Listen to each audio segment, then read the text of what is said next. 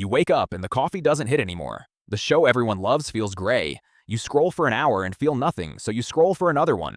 You hit the goal you wanted, and the feeling that was supposed to arrive just doesn't. Somewhere along the way, the color drained out of everything, and you can't point to the day it happened, so you decide the problem is you, that you're broken, or lazy, or depressed, or just tired. You are none of those things. What's happening to you is not a malfunction.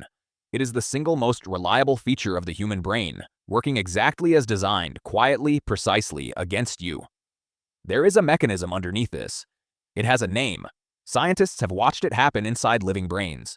And once you understand it, you will never again mistake the numbness for a personal failure, because your ability to feel pleasure is not gone. It was turned down, deliberately, by the one organ whose entire job is to protect you. Start with the thing almost nobody tells you. Pleasure and pain are not opposites in your brain. They are handled in the same place, by the same circuits, balanced on the same scale. A psychiatrist at Stanford named Anna Lemke describes it as a seesaw. Feel pleasure, and one side tips down, and your brain hates that tilt. It is built for balance, for level ground. So the instant you feel a hit of pleasure, your brain fights to cancel it. It pushes the other side down, hard, until the seesaw is level again. But it doesn't stop at level. It overshoots. That overshoot is the come down. The flat, slightly worse feeling after the good thing ends. The empty scroll after you finally lock the phone. Do this once, and it's nothing. The seesaw tips, overshoots a little, and slowly settles back to level. But you are not doing it once. You are doing it 100 times before lunch. The scroll, the sugar, the notification, the short video that ends and autoplays the next. Each one is a tiny tap on the pleasure side, and your brain answers every single tap with a push toward pain.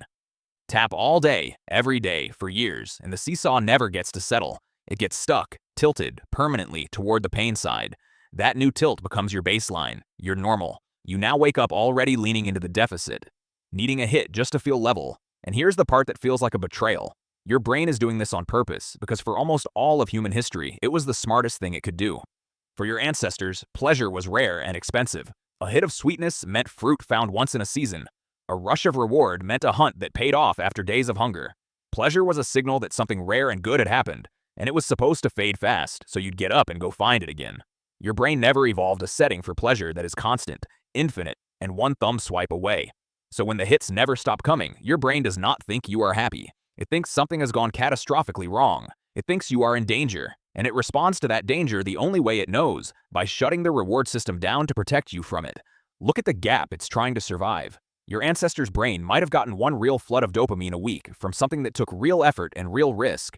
Yours gets 1,000 hits a day from a glowing rectangle that asks nothing of you at all. Same brain, same ancient wiring, tuned for scarcity. Fed an input it was never, ever built to handle. You are running software written for a world of famine, in a world of infinite, frictionless feast.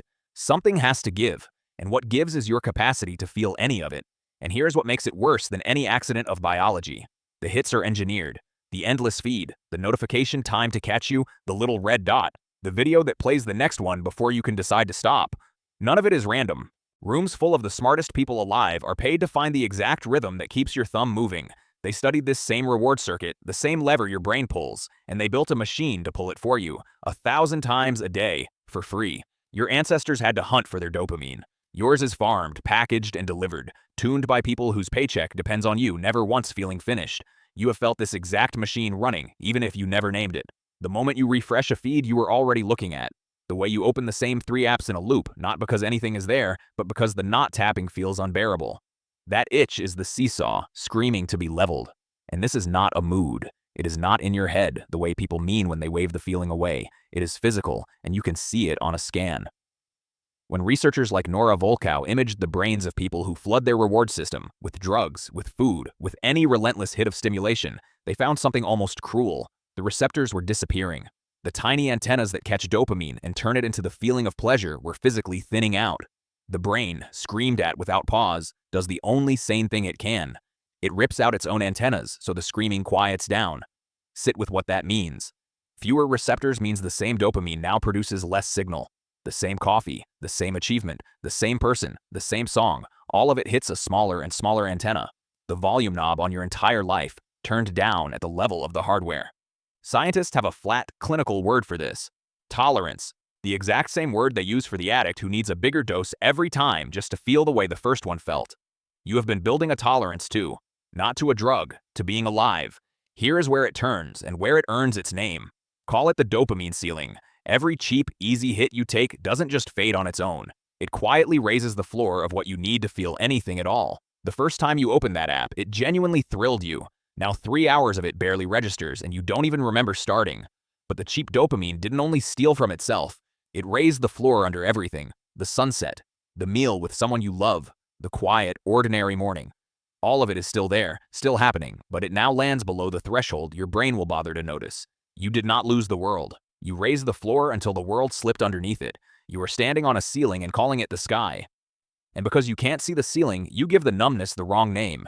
You call it depression and wonder why nothing helps. You call it burnout and take a vacation that changes nothing because you bring the phone with you. You call it getting older, losing your spark, becoming boring. You decide the world got duller, or you did. But the world didn't dim, and neither did you. A specific physical thing happened to a specific set of receptors in your head, and it has a specific way out. Naming it wrong is why you've been treating it wrong for years. So the fix looks obvious.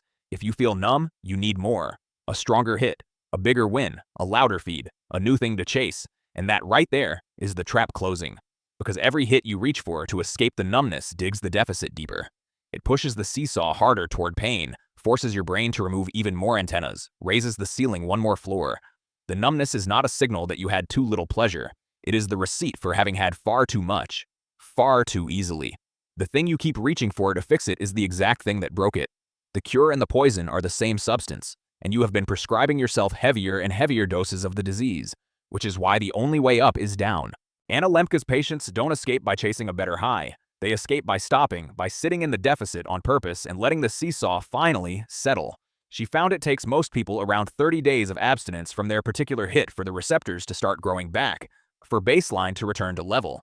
And it feels worse before it feels better. The first days without the thing are the withdrawal, the anxiety, the boredom, the itch, the seesaw screaming to be tapped again. That discomfort is not a sign it's failing. It is the sign it's working. It is your brain, leveling out, remembering how to feel. Because on the other side of those empty, boring, unstimulated hours, something quietly comes back. The coffee hits again. The song gives you chills again. The sunset stops you for a second, like it used to, before you taught yourself to scroll past it. You don't feel that because you finally found a bigger hit. You feel it because you stopped long enough for the small things to climb back above the floor. So the next time the world goes gray, hear what it's actually telling you. The numbness was never proof that you are broken, or empty, or that there is nothing left out there worth feeling. It is a bill. The bill for feeling too much, too fast, too cheaply, for too long. And it can be paid, not with more, never with more, with less, held long enough that the ceiling drops back down, and the sky you forgot was there is waiting exactly where you left it. So put the phone down, let yourself be bored, and wait for the color to come back. It will. It's just underneath the floor you built, and the only way to reach it is to stop building.